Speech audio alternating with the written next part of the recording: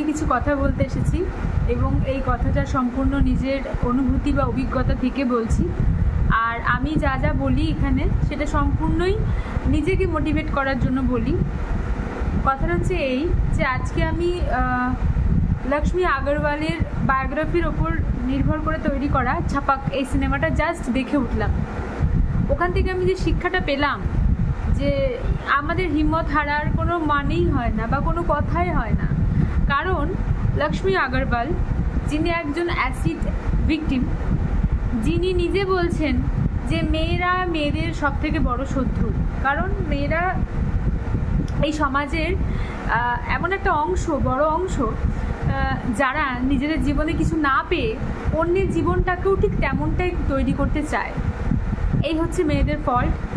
এবং উনি এটা বলছেন যে আমি ভিকটিম, এই কথাটা যেদিন থেকে বলা বন্ধ করেছি বা যেদিন থেকে ভাবা বন্ধ করেছি সেদিন থেকে আমি ফাইটার হয়ে উঠেছি। ওনাকে একজন পছন্দ করতো এবং তাকে উনি না বলেছিলেন, সেই জন্য ওনার মুখের উপর অ্যাসিড ফেলা হয় এবং তারপরে দীর্ঘ লড়াই চলে। ওনার মুখ প্রায় গলে গিয়েছিল, হাতের মধ্যেও অনেকটা অ্যাসিড পড়েছিল। ওনার বাবা ওনাকে হিম্মত জুগিয়েছিল।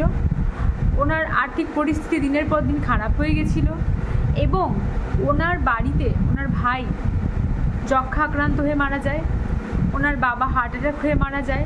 ভাইয়ের এই সংবাদে মা বাবা সমানে চেষ্টা করেছিল 4 বছর ধরে মেয়েটাকে বাঁচিয়ে তোলার, কারণ মেয়েটা অনেকবার মরার চেষ্টা করেছিল, কারণ এটা সমাজ। যখন তার অ্যাটাক হয়েছিল তখন তার বাবা মাকে সমাজ এইটাই বলেছিল যে মেয়েটাকে একেবারে মেরে ফেলো, কারণ মেয়েটার আর বিয়ে হবে না। ঠিক আছে?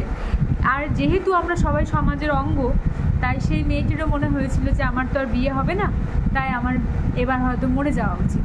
কিন্তু তার বাবা বলেছিল যে না, হিম্মত হারলে হবে না, একদিন তুই অনেক বড় হবি। তো সেই লক্ষ্মী আগরওয়াল আজ অনেক বড় হয়েছে এবং তার বক্তব্য যে ভিকটিমকে শাস্তি দিয়ে কোনো লাভ নেই। ভিকটিম তো যে করেছে কাজটা, তাকে শাস্তি দিয়ে কোনো লাভ নেই। সে তো চেয়েছিল যে আমি ভিকটিম হয়ে আমার মুখে অ্যাসিড ফেলে দিয়ে আমি যেন ঘরের মধ্যে বন্দি থাকি। এই ফিলিংসটাই তাকে দিতে হবে। আমি অনেক অনেক অনেক অনেক অনেক বড় হব এবং সে জেলে পচে পচে মরবে।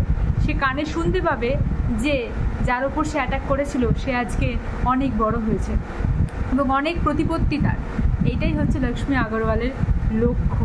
তো সে যদি হিম্মত না হারতে পারে, আমরা কোথাকার কে?